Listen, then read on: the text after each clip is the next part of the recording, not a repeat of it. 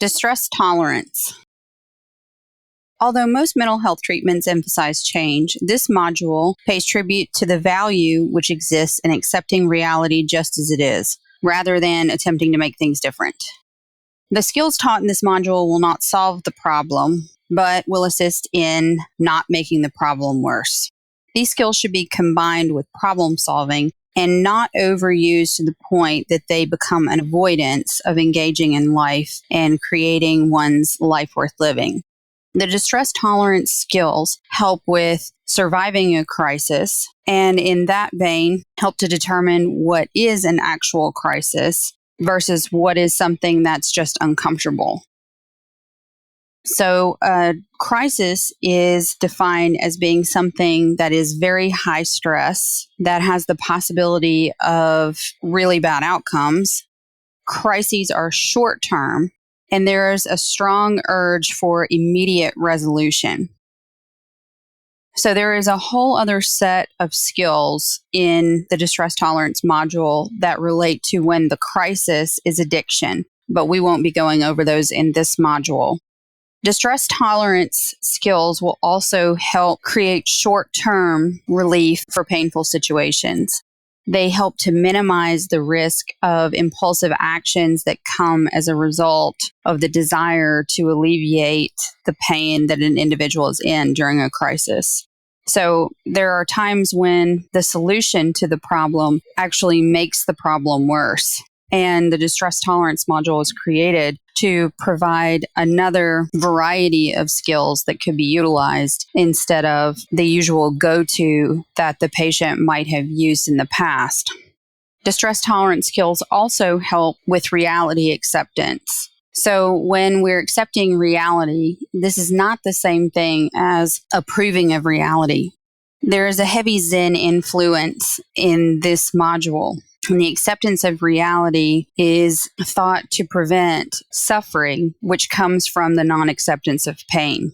So pain is inevitable, and human beings are subject to pain in a variety of different forms throughout their lives. However, if non-acceptance is added to the pain, then we have an additional component of suffering that goes along with it.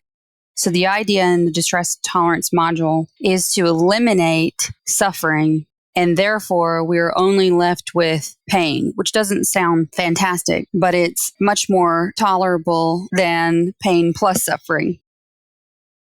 So distress tolerance skills are supposed to be used when there is intense physical and or emotional pain, and that pain cannot be alleviated quickly or it cannot be alleviated without causing additional problems. You can use the distress tolerance skills when there are strong urges to engage in unskillful behavior. When a person is in emotion mind, there are often very strong urges to fall back on unskillful behavior that has been successful in alleviating distress in the short term, but has caused long-term pain. This includes self-harm, fantasizing about suicide, impulsive sexual behavior, and substance abuse, as well as multiple other problem behaviors. When the emotional pain is too strong and it feels overwhelming, this is another opportunity to use the distress tolerance skills. And finally, these skills can be used when there is a need to be able to be productive or to be able to focus, to be able to center and interact with someone, for example, but the person feels too emotionally overwhelmed and does not feel like that they can get themselves together. So this may be a group of skills that an individual uses at work when they feel emotionally overwhelmed, go to the restroom, and then can walk through a few of these. So some of the skills that are taught in this module include several acronyms, and for lack of time, we're not going to go into every one of these, but I'm going to pick a few to touch on. So the TIP skill is one of the fastest and most popular of the distress tolerance skills. Fastest in that it alleviates distress very quickly, and clients are encouraged to use this skill when they're very emotionally overwhelmed and strong urges to self-harm are present, for example. So the TIP acronym stands for tipping, this is the T, tipping the temperature of your face with very cold water. The idea is to bring on the dive reflex and bring the physiology down to slow it down. The I stands for intense exercise of approximately 20 minutes. The P stands for paced breathing as well as paired muscle relaxation. So slowing down and bringing the body's physiology down to a more normative level. Another acronym is the STOP skill, and STOP stands for literally the S is stop. The T is take a step back, and this is both a figurative and a literal take a step back. So in an interpersonal situation, taking a step back might mean literally taking a full step back away from the other person rather than stepping forward and further instigating a conflict. The O is observe, and the observe is the same as the mindfulness skill of observe, which is to take in with all of the senses everything that is happening, not thoughts about what's happening, although those can be observed, but not conclusions about what's happening. So just observing the data that's present. And P is to proceed mindfully. So it involves a pause and then a forward motion into the decision of what to do.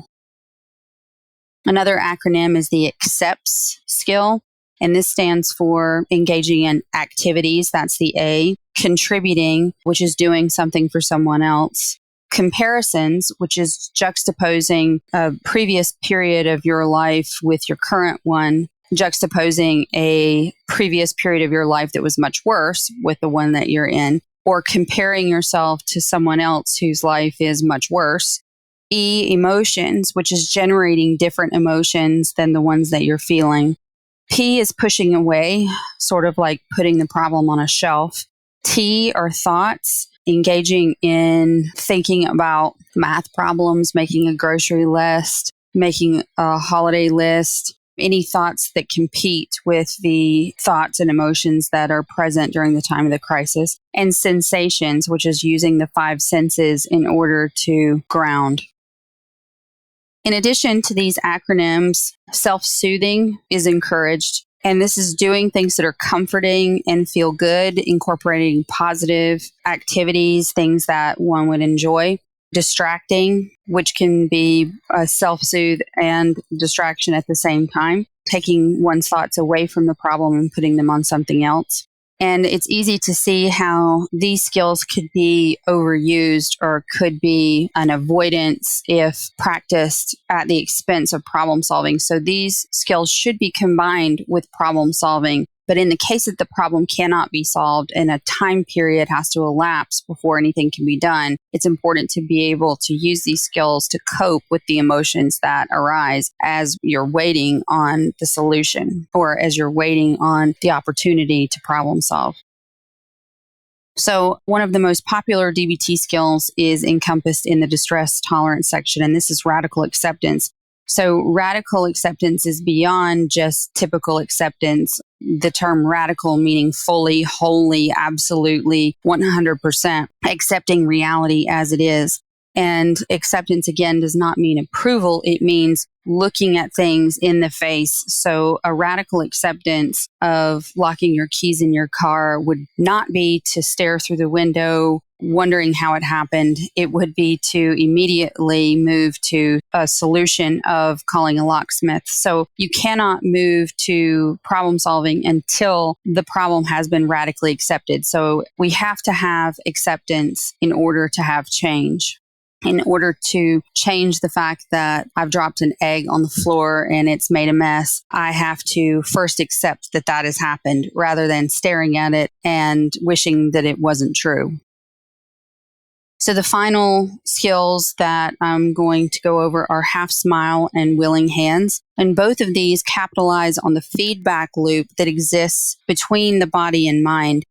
When we take a posture of openness, which is willing hands, this is literally opening one's hands up and showing the wrists. When we do that when we're angry, or we make a soft smile, we call it the Mona Lisa smile when stressed, then the mind starts to mimic what the body is saying is happening. And although the inside may feel very high strung, If the outside suggests relaxation or patience or willingness, then the inside will start to match.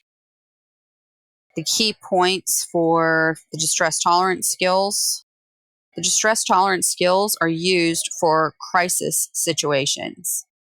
Distress tolerance skills assist in accepting reality when reality is difficult to accept and or strong urges to engage in unskillful behavior are present.